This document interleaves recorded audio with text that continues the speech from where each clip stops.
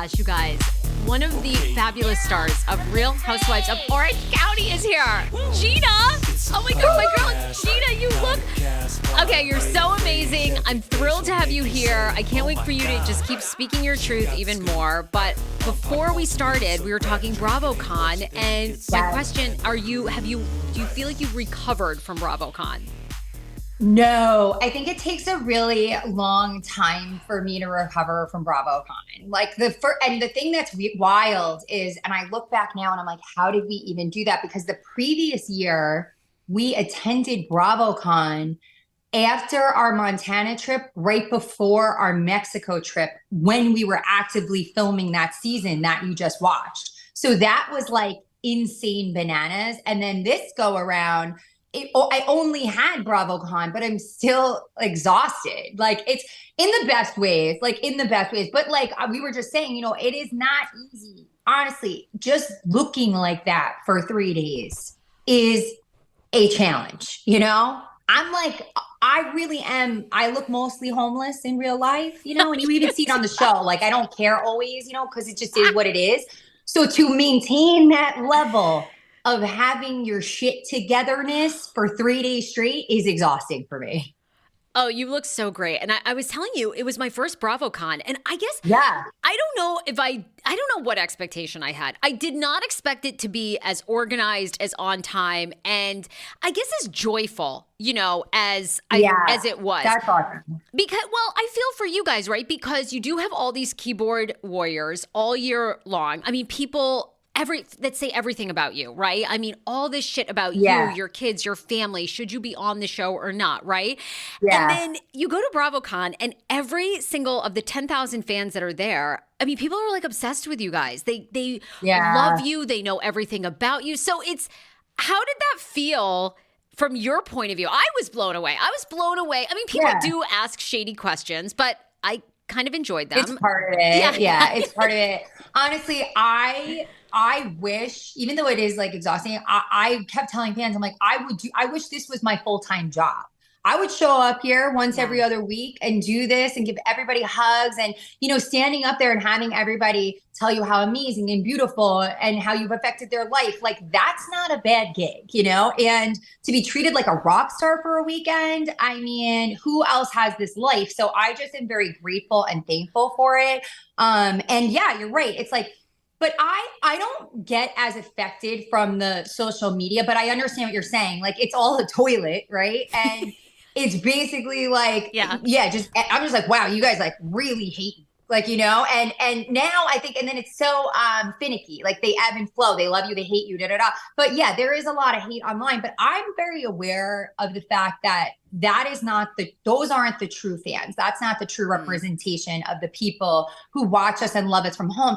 And I know it's more of just like the moms, the girlfriends, there's mothers and daughters there. They watch the show together at home. They're not on Instagram after the show, like, you're a moron, I hate you. They just watch it and it's their thing, and girlfriends, they love it and they can't get enough of it. And you're supposed to have opinions on it either way. It's fine. So to come there and to have a weekend of like the true fans just pouring their love all over you. And like, honestly, they're having so much fun. Yeah. And it is like so cool to be a part of a thing that is this machine of Bravo. Honestly, even just to be a cog in the wheel is really cool for me. So I'm like happy to be there.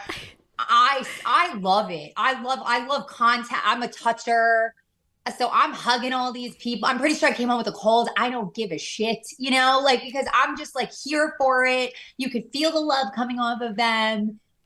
It recharges your batteries, even though it's physically draining. Exhausting. Yeah. It's emotionally recharging. And I think that's the cool thing about it. And it's just cool to bring all of these people in the same room. I love watching like the fans that show up and like, it'll be this girl group and then that girl group and they're like bonding over stuff. Like people make friends there. It's really cool. It's like a whole thing. Well, I went by myself, and that's one of the things I told all my listeners. I'm like, go next year by yourself because you will meet a friend. Everybody you sit down next to, you're really so busy going to all these panels that by the end of the night, I mean, if you meet up with a girlfriend for drinks, like maybe, and then, of course I went to the Bravos Awards, which you guys all did a great job.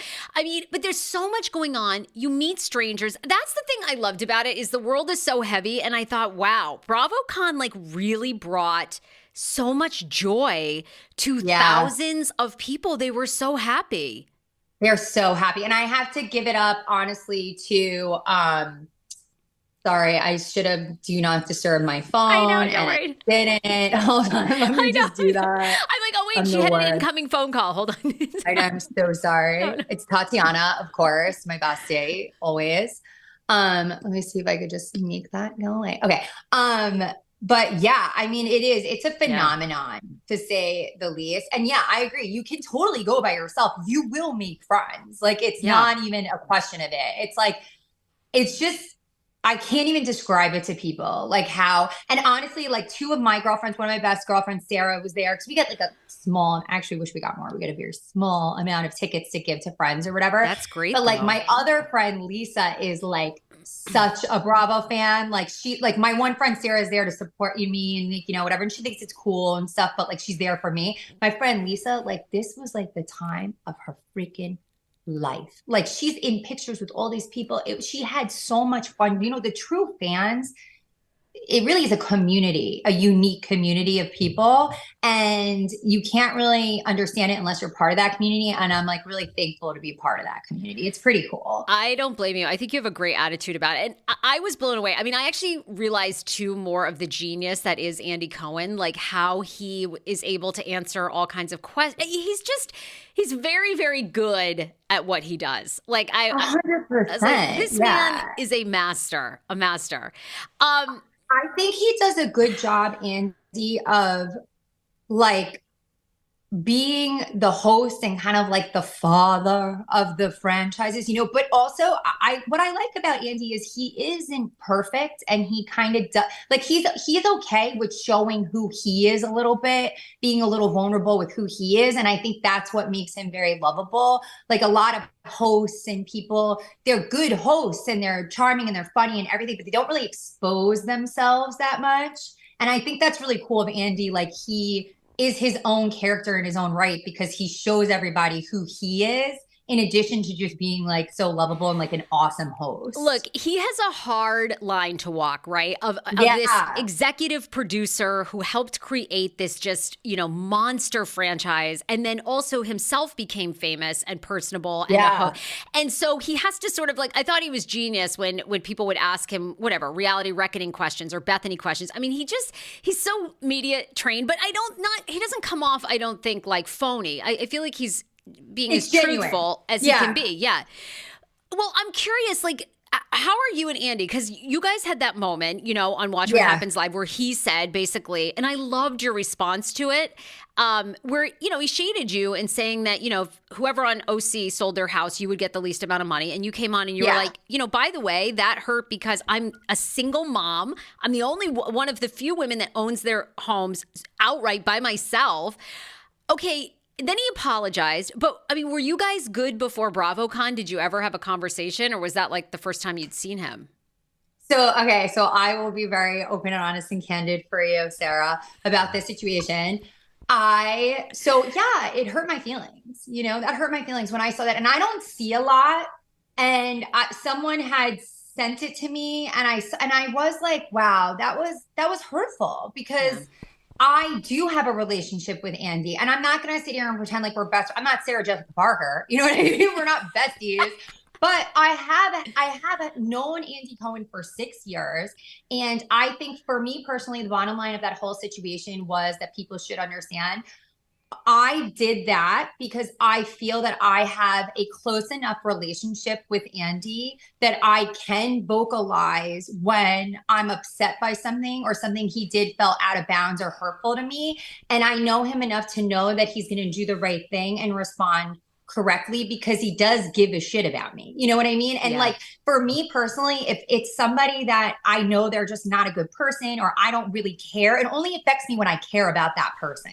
You know, so I wouldn't even have said anything if it was anybody that I didn't really care about, but I care about him, you know? And I can tell you right now, I think I put that out there in the evening. It was just like a knee jerk. I don't like this. This doesn't feel good. I have to release this. I released it in the evening of whatever day that was.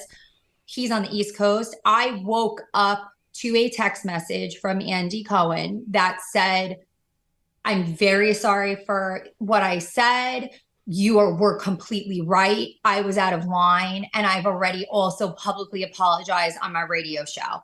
And that was it. That's all we needed. You know what I mean? And but that like, I do feel bad about it because I really haven't had the opportunity to address that so much. And I think I want to highlight that because that says more about Andy Cohen to me than him misstepping or going out of bounds or saying something that hurt my feelings. Because that to me is why I respect him. And I expected that from him because I respect him, because I think I know who he is. And he proved he is who I think he is. Like, for me, it's always, we all make mistakes, but how do you respond to those mistakes? How are you going to handle them? And that's who Andy Cohen is. He's not perfect, but he takes responsibility for his missteps and he apologizes where he needs to, and we all move on. And then when I saw him at, it was the Bravos where I first saw him. Yeah. And I'm not going to lie, it was a little bit, I was still, even though I knew he did all the right things or whatever, it still is at the end of the day. I'm like, oh, it still is Andy, you know? And I was like, oh, do I feel uncomfortable? Don't I feel uncomfortable?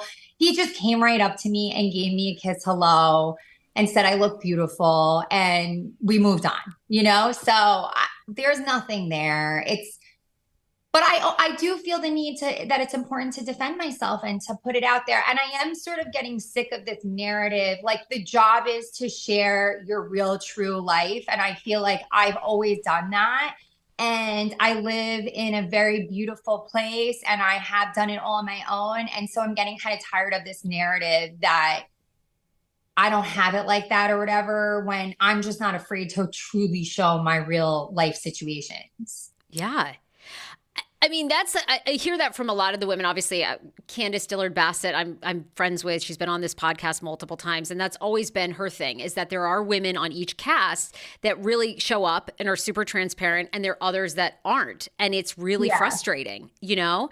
And it seems like you and Emily, I feel like you guys do put your lives out there. But, okay, do you feel like some of the other women and more of the OG women, like, pick and choose what they put out? I mean, or do you feel like... it's no surprise you guys watched the whole season of Shannon walking, literally. I mean, I don't have to tell you this. You watched it. Every time it circles around her real life, she walks off camera, you know, and refuses to do it. And I think that has been very difficult for us as a cast of women. Look, I'm not here to like expose people's whatever they don't want exposed, but there's a problem when you're talking about things openly off camera to castmates, to production, and then you want us all to pretend and hide those things. If you don't want to discuss something and you don't want something out because it really is that personal to you, just don't tell anybody, because then that is your reality. Your reality is you have something that you're not comfortable talking about because you're not talking to anybody about it.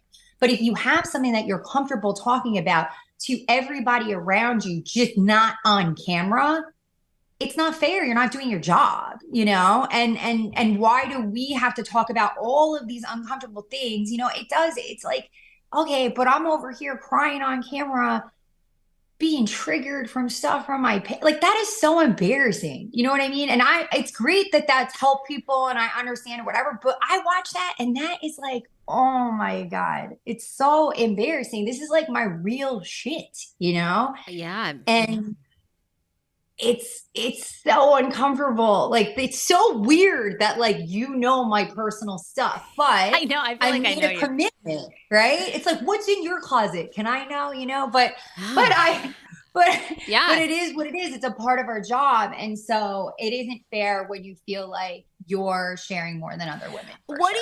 Are you specifically referring to like Shannon and John? Like, do you feel like she just withheld so much about John? I mean, there's obviously that scene where the Tres Amigas get back together this past season. She goes off camera because her relationship immediately would be over with him. And, you know, I mean, are you feeling like there was so much more there she just wouldn't disclose and it was very frustrating?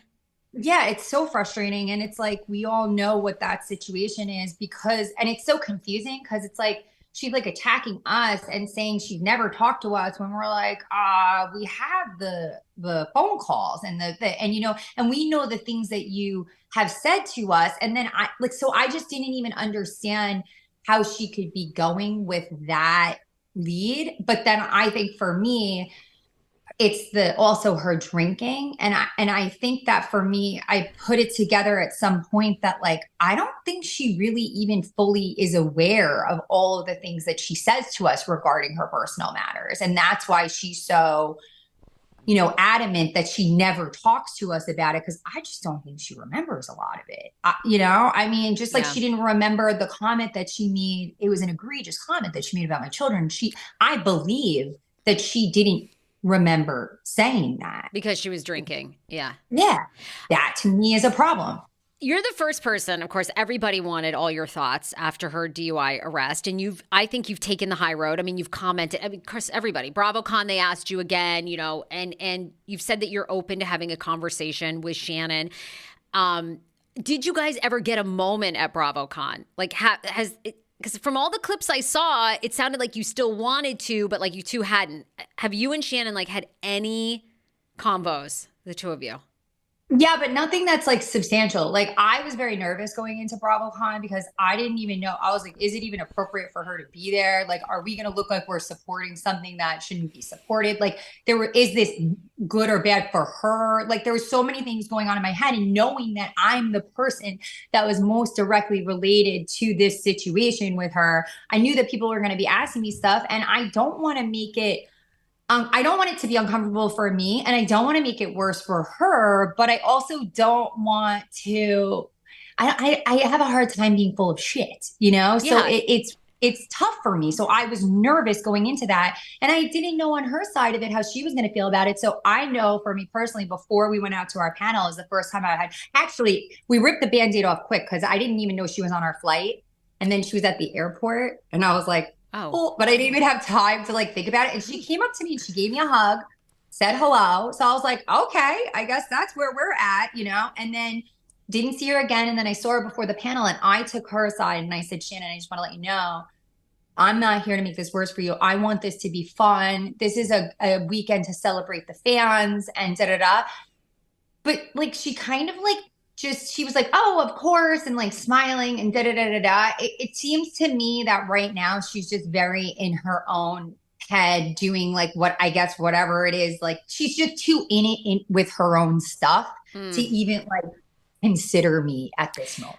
Okay. That's how I feel. Knowing her and filming with her all these years, I mean, do you believe that John is the catalyst for this like kind of DUI meltdown, or do you think it's her drinking? Because, you know, she's had her friends, Jeff Lewis, come out. They all say she doesn't have a drinking problem. It's her drinking. And I'm not going to say it's not, because like, I'm saying that because I'm somebody who went through that experience, right. And I will never blame the mistake that I made on anybody else. That could have been because of this or that, but it's not. It's because of my choices that I decided to make, you know? So there are contributing factors to why perhaps you're drinking more, you're a little out of control or whatever. Yeah. But at the end of the day, you make the choice to get in that vehicle and drive that car. And it is what it is. Like there is no getting around that. There's contributing factors, and there's reasons why things, you know, build up and they happen the way they happen. You could tell that story, but at the end of the day, you're a grown ass woman and you got in that car. Yeah. I mean, when you heard that, did you think she would enter rehab? I hoped. And what was your take at BravoCon? Because I was at one of the Ask Andys, and a fan stood up and asked Andy and said, why do you think that people like Shannon all weekend long, people were so thrilled to see her, got so much praise. You know, Teresa Giudice spent time in jail, went along with crimes that her husband did. And yet Tom Sandoval is like booed, you know, like they will not forgive Tom Sandoval. The fan was like, don't you think that's odd? I mean, okay, you're a co-star with her. I mean, do you feel like she should be getting more shit? Do you not wish that on someone? Like, what was your take over the weekend?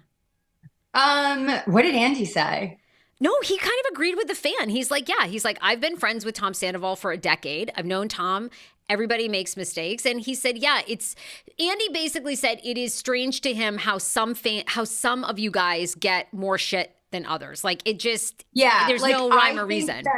I think that like Tom Sandoval is getting appropriate hate for the crime that he committed against another one of their beloved stars. You know what I mean? That's right. Like, and like, cause listen, the same stuff happened to me and they're not I'm not on every commercial in the world. And I had 3 kids and the same thing happened to me, you know? So we definitely do also celebrate certain people who are victims of things more so than we do others, you know, but it's just what it is. People have been watching that relationship since the very beginning. They know both of these people. They're very attached to both of these people.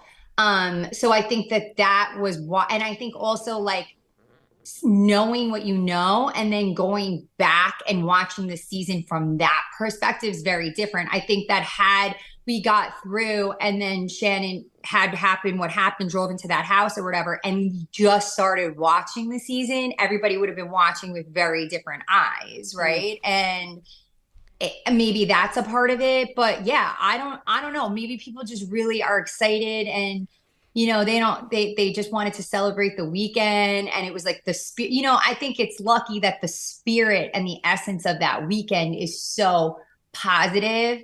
I also think that, I mean, I don't know. It's weird to me that was the sentiment there. You know, I don't know. You want to give everybody grace. I mean, that DUI was just so strange. I mean, getting out, pretending you're like walking your dog, you've hit a house. I mean, I don't know. It just, you know what I mean? By the way, I did not do any of that. I just want to be clear. I was like, I committed one crime that was similar, but not all of those. I mean, look, she was like double, almost triple the legal limit. I mean, she was at blackout state. You know, by the grace of God, she didn't kill herself or kill somebody else. I mean, I know. And like, look, the thing is, I can just say that they say, you know, that level to which you're drinking is indicative of somebody who has a problem. Everybody can say it. I think these women on this cast have been saying it for like, 9 years now.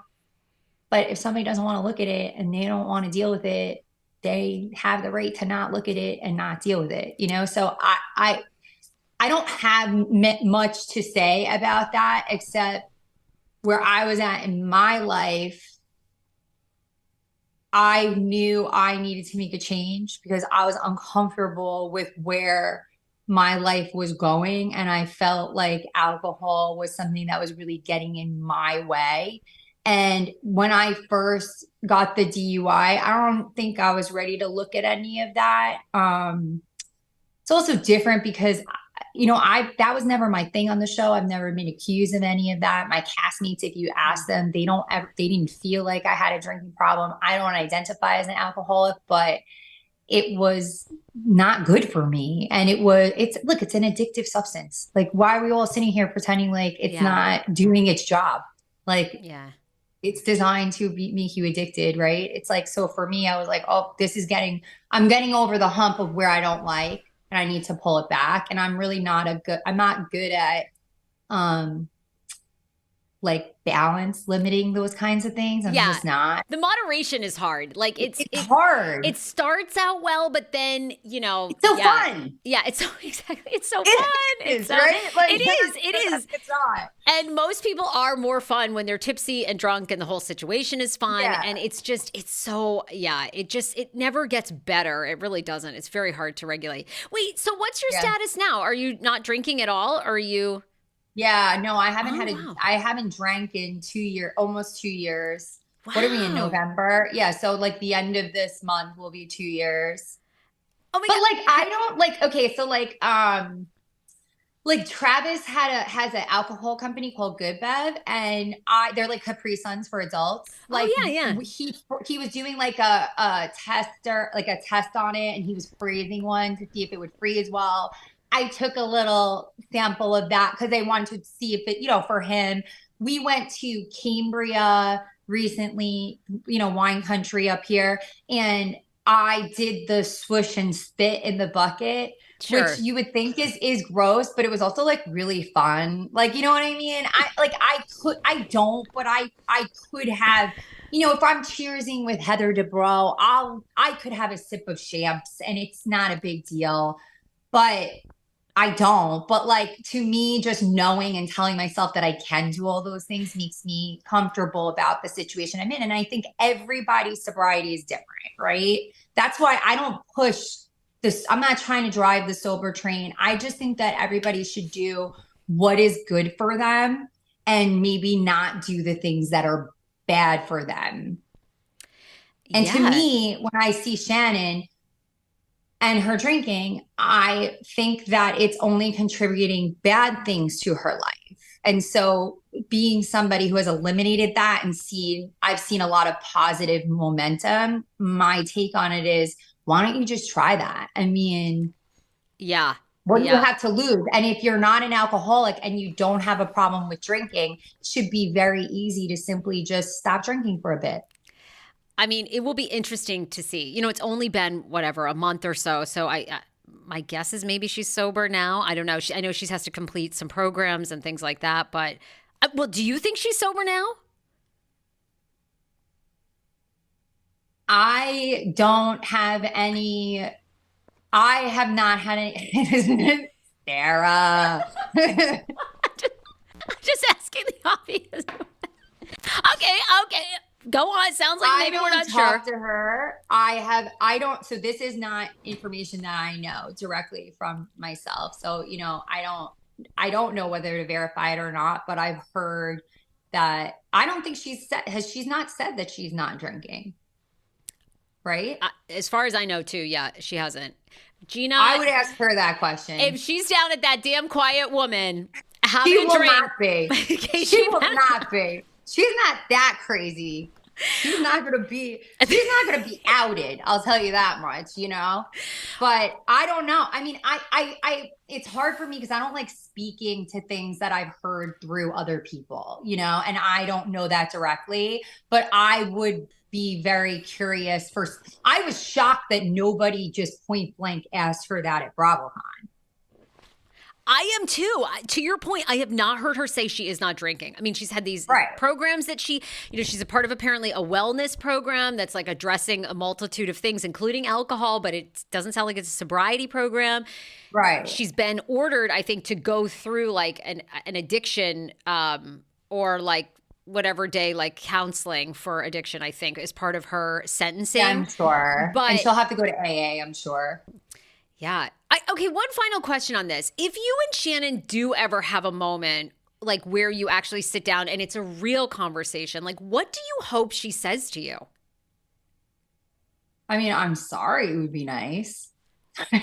Like a genuine apology. Like that's the problem though. I don't think I've ever really sat down with Shannon and had a real, what I would identify as a real genuine conversation. Like I don't even know really what that looks like or feels like. And I don't feel like I'm ever even on her priority list. Like I think she thinks this is all over. I think she thinks that we've put all our stuff to bed. Or honestly, I don't think she cares. Like how many times did she tell me at the reunion that she simply doesn't like me? And I'm like, you don't even know my kids' names, but you don't like me. Like, I don't even understand that. Like, you've never even given me an opportunity to see who I am as a person before saying you don't like me, So how do you get to that place? I just think she avoids me because I think that she knows that I'm like the mirror. I was thinking this. I was going to say that too. Yeah. I wonder if you're sort of a mirror to her in so many ways.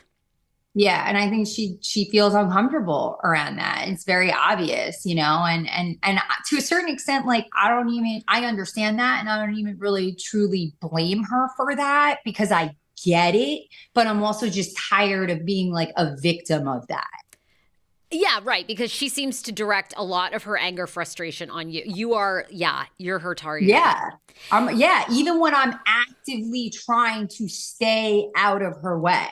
And like, I'm done with that. So it's like I think everybody understands that, look, I've always I've been respectful and I tread as lightly as I can around some of these bigger issues, but that the days of me not speaking my mind clearly are over.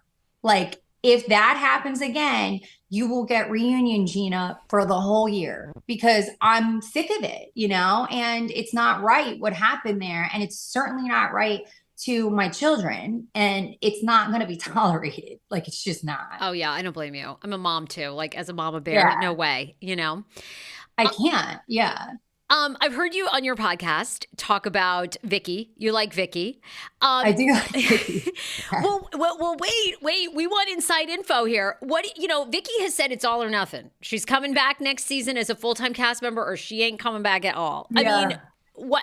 Okay, do you want her to come back? Okay, so I think, well, here's the thing. I genuinely feel this way, and I don't understand why Vicky doesn't feel this way. I feel like she has, obviously paved the way. She is an icon and everything. She was celebrated at the Bravos. Like, why does she want to be a full-time? It's not easy to be a full-time cast member, It's a ton of work. You got to get in it with everybody. You got to expose all your stuff. I feel that she has earned the right to just sprinkle herself in where she wants to. And like, I think that's brilliant. And I love that for our cast, because I think she's hysterical. And I love that for her. I mean, she came in last season. She created a problem in Mexico. She's like talking about Jennifer Tronti. She doesn't even know the girl. She's amazing. Then she drops a bomb that she gets happy ending diddled. Was my favorite part of hands down, the entire year of filming. I'm not joking. I wouldn't stop talking about that. I'm like, why aren't we talking about this more? Like, this is the best shit that's ever happened to me. I couldn't get enough of what was actually happening. And oh my God, I love Vicky for that. But it's like, then I think then she got really upset at one point when we were all kind of fighting there at the end, and Heather was upset. And she was like, it's too much. And I feel like maybe she blocked that out, because she did have a moment where she recognized the fact that she doesn't want to be in that kind of, in the trenches like that with everybody. It's a lot, it's very emotional. And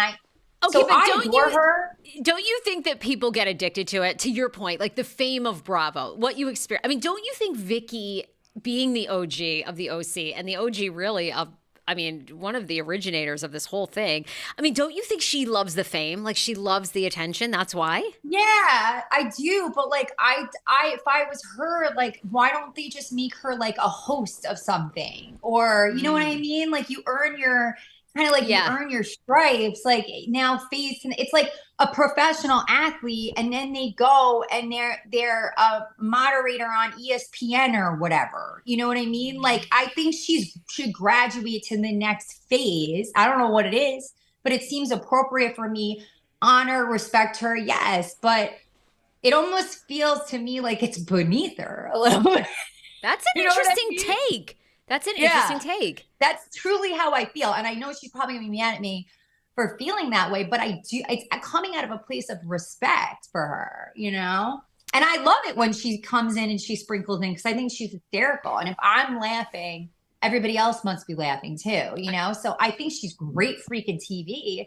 I just think she paid her dues, and she should try to find a way to be a part of it, but in the next phase that she's earned.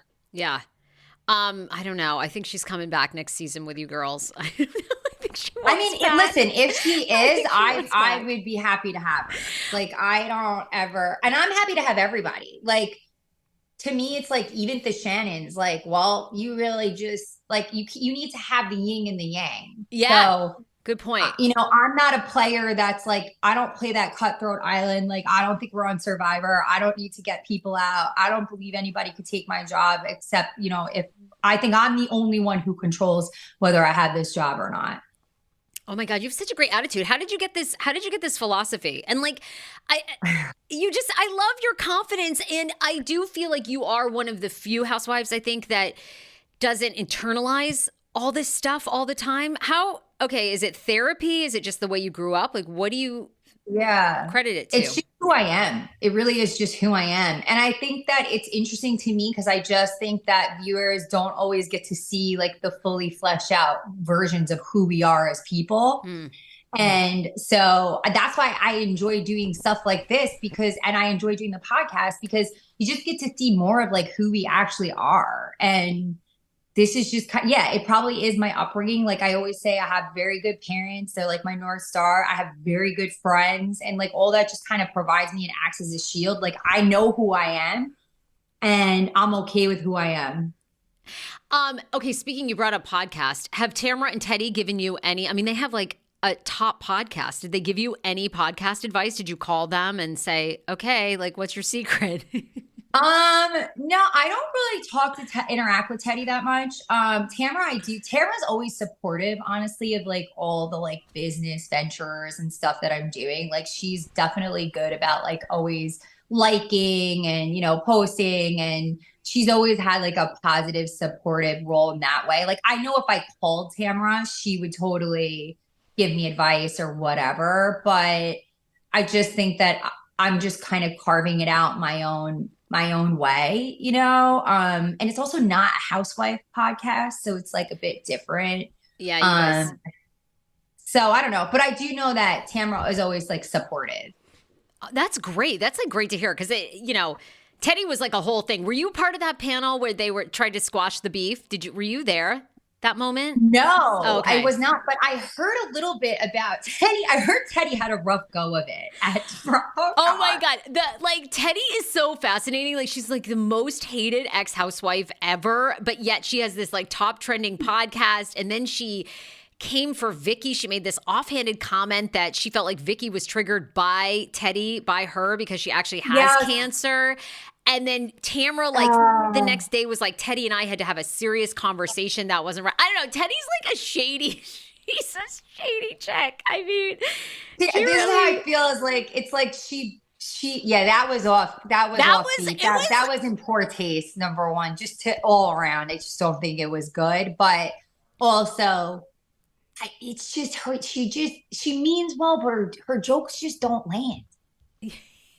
You gotta be able to land the plane. And it's like right before the plane lands, there's a fuck up. It just, she can't land it. And it's like, I feel for her. Cause like, I'm like, land the plane, Teddy. That's actually good. No. Don't come down gracefully. Yeah. That's such a good observation about her. I want to talk to you about Travis. You guys seem so happy. People ask you all the time, are you getting remarried? Are you getting engaged? Is it like New Year's Eve or what? It's like one of those things that I think it's like the fairy tale versus reality, right? In the fairy tale version of our love, we're married already. We had a beautiful princess wedding. We live in our mansion and we ride into the sunset, but reality dictates we each have 3 kids. We both went through train wreck divorces. We're trying to build our life up. And right now, like the priority is just not a ring and a party, we want a bigger home and we want to like go on vacation and take a break every once in a while. And like also, yes, do I want to celebrate our love in some capacity? Absolutely. I think it's a great message for our children to show that we're like really united and bonded, but like we live as a family. And other than that, like, I don't know, it's just like legal stuff. And in my experience, it's all just like expensive and not really that necessary. So I get it. Like part of me wants that, but it's just not really in our radar right now. It's just not a priority.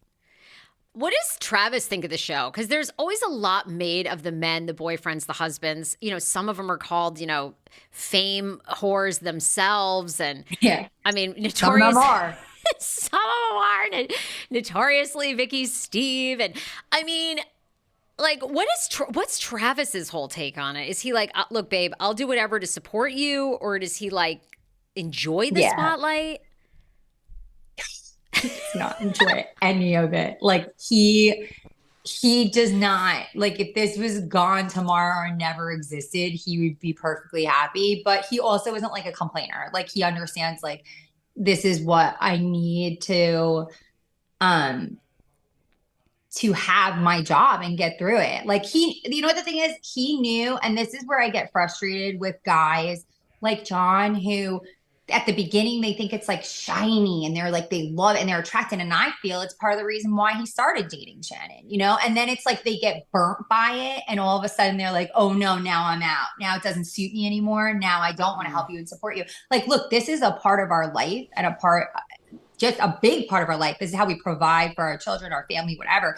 If you want to date me, this is a part of it, right? And so Travis was aware of that and made a decision to be supportive of that because he knew it came with me, and he's never wavered off of it. So he shows up when they need him to show up. If he can't because he has to work or whatever, he has to prioritize those things. And I prioritize those things as well. You know, we prioritize each other's stuff and we get through it.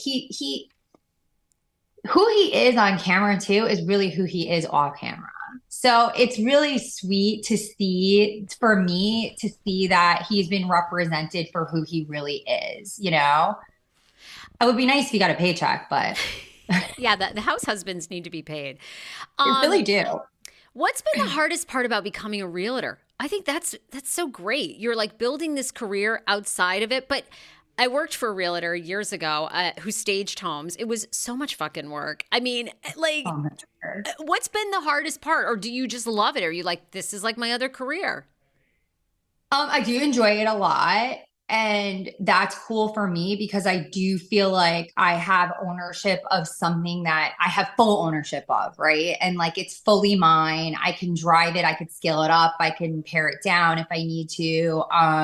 The hardest part is getting business, just like it is for anybody else. Like, honestly, people think, oh, you have this platform, so poof, now everybody's going to want you to list their house. And like, you have to earn people's business, right? It's just the way it is. Like, this is somebody's most valuable asset that they're entrusting you with. It's a big deal, you know? I have to market myself, you know, and so that is definitely still the hardest part, just like it is for anybody else.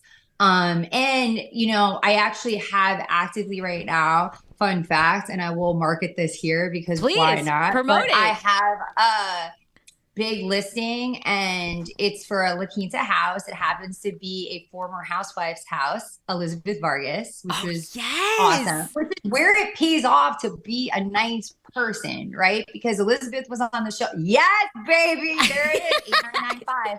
Holler at your girl. Yes. But it's an incredible property. And Elizabeth, you know, she had one season on the show, which is kind-hearted. I mean, that looks like a Restoration Hardware ad. Oh my God. I mean, this house is phenomenal. I staged the home, by the way. I staged the home.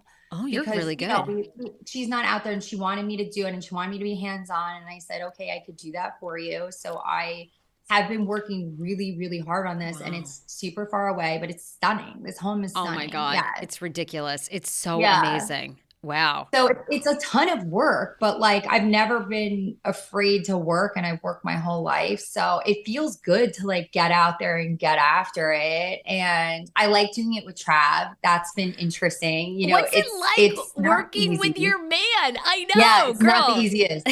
Not the easiest thing to do. It's not. It's really not. Do you guys do you get along well as business partners, or like what's the like? Because sometimes it works really well. Sometimes when you're married, like you're really good at or not that you guys are married yet, but you know you're in this. You know each other well. Yeah. Sometimes you guys are good at like knowing like he's good at that, I'm good at this. We stay in our lanes. Like, is that what it is, or do you guys? Is it a struggle? Yeah.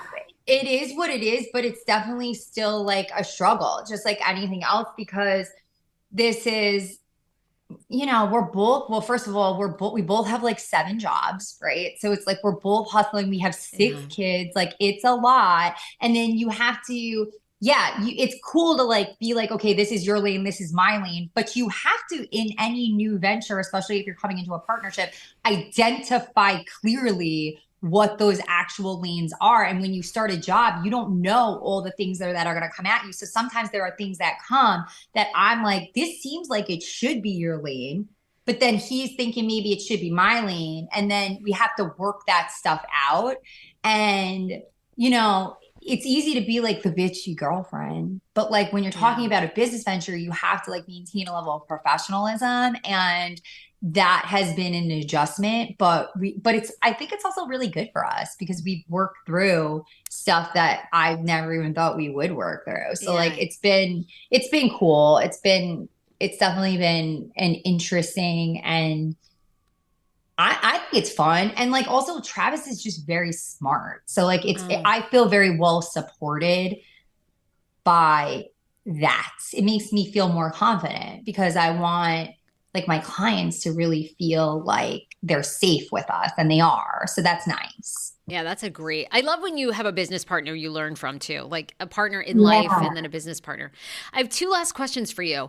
Do you think it was a good move for your friend? I'm an Emily fan myself. Do you think it was a good move or not that Emily was transparent and said that she uses Ozempic, which is like you housewives, like I heard that all weekend too. All weekend at BravoCon, people were like, "Oh my God, these women are so skinny. They're so skinny." And Erica Jane, everyone was looking for the fat one now. I was like, "What the fuck, ladies? Like, I'm the fat one. I swear to God." I was like, "What? This is insane." Like, they really are gone, right? But yes, I think it was good for Emily. I was actually like, because I knew, because she's my best friend. She's literally one of my best friends. Like, I knew when I saw that she said she didn't, like, I was like surprised and a little disappointed because I was like, that's not like her. She usually is but I also get it. It's like a freaking witch hunt now, Yes. So but then I was like, wow, like for me, I was like, that's my girl. That's why I love Emily, because she did say no. And then it arguably made it worse for her, that then she's like, okay, you know what, guys, I'm actually going to not go with that. I'm just going to tell you the truth. And that's not an easy thing to do, but she put her personal integrity, in my opinion, before her, desire to cover something up. And like, I think that's very respectable. I also think it delivered a strong message to people out there. Like, look, Emily literally does work out all the time. I've watched her for 6+ years now, work so hard to get something that so many women are just blessed with, and she's a certain age, and it's getting harder and harder. And she found herself going backwards, even though she was working harder and harder. And it's BS, and then she found something that she took for a short period of time. She's not on it now, and it kickstarted that. And then you see her, she's still making very good choices. She still worked out every day, and it got her to where she needs to be and wants to be. And she feels better than she's ever felt before. Like, why is that not allowed? Yeah. A lot of people agree with you. I mean, I think a lot of people, and I appreciate that she was honest about it, Yeah.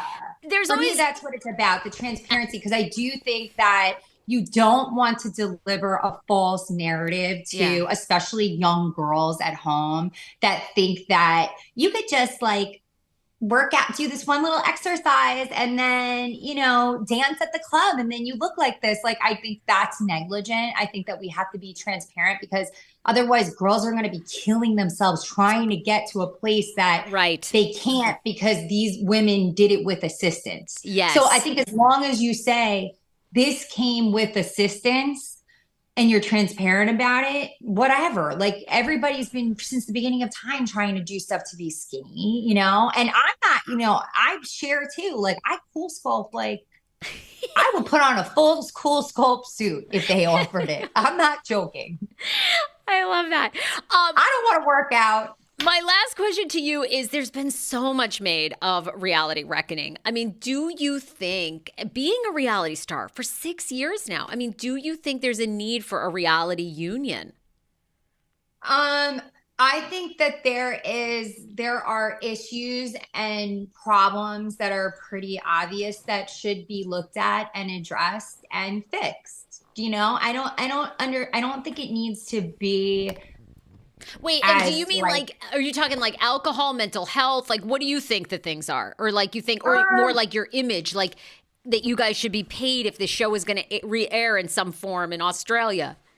I mean, I mean, that makes sense to me, you know, like residuals, that makes sense to me. I think that for me, and it's, you know, what's interesting to me, I guess there was something that happened, or there was somebody that was linked to that Vanity Fair magazine for like, I guess they gave, and then I heard that someone thought that I was one of the people that, I didn't even read that article, but I heard that it was somebody thought that it was like me involved, because I'm not super vocal. I'm just honest about things, but I'm not like I'm not like a part of this like mafia trying to get everybody, you know, but I'm honest about the way that I feel. For me, it seems pretty obvious that, like my kids, like all the kids are a part of the Screen Actors Guild, right? They're protected. They have like funds set up so that when they have camera time or they're working, the money goes into an account that then the parents can't steal from the children, because it's disturbing, but that was a problem, right? Yes. So to me, that seems obvious that like when my kids are a part of this, or anybody's kids are a part of this,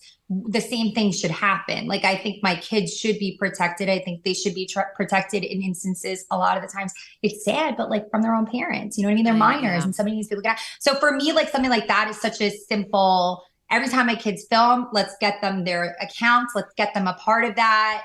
And let's get them paid directly. When my kids film, I put money in because I think it's fair to them. I put money, they're helping me, you know, as part of this, and it's work. And they have to get a clearance from school and whatever to be able to be a part of this. So I put money in an account for them every time they film. Not a lot, because I, you know, I'm not Daddy War Books, but I just think that's fair, you know, and to me, it makes logical sense. So things like that I think for me personally, I feel like let's just start with the things that I truly believe everybody can just agree on would be the good path, versus let's like attack this network and da-da-da. It's like, you don't even know, maybe they'll be reasonable about certain things. Right. Like nobody's approached them in like a normal manner, you know? So I don't know. I definitely think just like with everything else, there's always room for improvement. And this is something that maybe has been overlooked for a while. Maybe it's time to start improving upon, but I don't think we have to go. And like, I can tell you from personal experience, like I've always felt very safe with my production company, this network. I don't feel, you know, taken advantage of, but I think there are things that could be improved upon. Yeah. And that's so interesting. I hadn't heard you associated with that Vanity Fair article. Did they reach? Me neither. So somebody said, maybe I'm just spreading this gossip now. That's not even true. I only heard it from one person. Well, then I was curious. I mean, did they reach out to you and go, oh, hey, do you have a story to tell? Or no, not that I even know, unless I never pick up my phone. So like me, but I don't think so. You know, I have no idea. It's not like I got a text where I'm like, hi, it's Vanity Fair. No, nothing. So I don't know, but I think it was just maybe like also my vocalization about like the Andy stuff, but that was just like a personal thing, you know? Well, I mean, okay, but that brings Bethenny into it. I mean, Bethenny came out and defended you and was like, oh, this is what I'm talking about. I mean, did Bethenny then reach out to you? Yeah, I mean, in my interpretation of that is that Bethenny used that to firm up her beliefs and what she was trying to get accomplished, you know, and not so much she even, because like when she was defending me, it's like she's admitting she doesn't even know anything about me or who I am. Right. So for me, it's more like, but could you do a little research? Can you at least know who I am before you know? So to me, that was more, and look, that's not, everybody does what they do. So, but to me, that read more like her trying to support her narrative that she was trying to drive. And I don't know enough about her particular narrative to even speak to it, you know, for it, against it. I don't really try to dip into those kind of discussions. And, you know, I don't know enough about it to really go in on it or not. Yeah. No, but it was cool, you know? Yeah. Fair enough. I mean, thanks for the mention. Yeah. Yeah. Send me some Spanx or some whatever. Send me some skinny girl Spanx. Yes.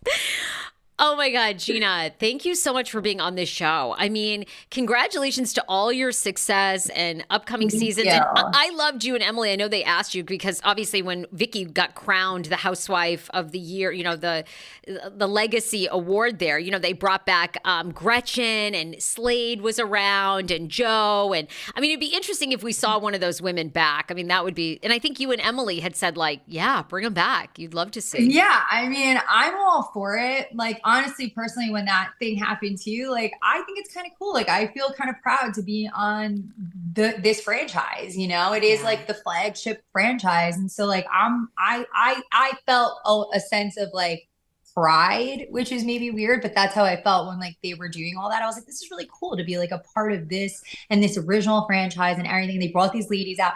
They're so sweet too, you know, like all those ladies from the past. So I mean, I think it would be fine. I don't think Tamara would like that, but I think that it would be fine. Tamara would be furious, but that would be. But it would be good TV. Oh my God, yeah. It would be so good. I don't know. I don't think Tamara has anything with Joe. And to me, I don't know. I find Joe interesting. And I think Joe must be like my age. So I feel like that's probably would be cool. Like I watched the first season way back when, and I understand Joe was like a kid in this situation, and it was just weird very entertaining. So I kind of would like to get to know her. And even the fact that Slade and Gretchen have stayed together all these years. And like, I mean, who would have thought that would have worked, you know? I mean, I'm always like, Slade and Gretchen are still together. They're like a real thing. I mean, they really are. Yeah. And I wonder how Joe feels about that. Like, I didn't even really think about that. Well, I feel like I've seen her in interviews. I feel like she's like completely over it. I mean, I don't think they're friendly, but I think she's like seen them and like out and about and it's fine. I think she's totally moved on. I actually think Joe remarried. I feel like she did. Oh, really? I think so. I thought she did, or she's got someone serious. So, I would like to see all of that. I would love to see all that too. Oh my God. All right. Well, Gina, we love you. Thank you so much. Okay. Where can people listen? I mean, I'm in Los Angeles. Maybe you can sell me my LA home here. Where can people like find you and Travis if they have a real estate question, if they want to list their house? Obviously you're on social media. You have an Orange County podcast, but where? Yeah. So yeah, all my handles are at Gina Kirschenheiter, which is not the easiest name, but it will pop up if you just start to type it. And then I do have link outs to all my stuff, my real estate on there, and you can find me, but we're GT at thearchuletateam.com. If you guys, have real estate questions or you're looking to list your home, we are here for you. And I'm on TikTok. I'm on a lot of this stuff, but yeah, just at Gina Kirschenheiter. And Orange Country, you can watch everywhere that you can get podcasts. Orange Country. Thank you, Orange Country. Yes. I always want to say OC. Yeah. All right, Gina, we love you. Thank you so much for being on. Thank you, Sarah. This was so fun. All right.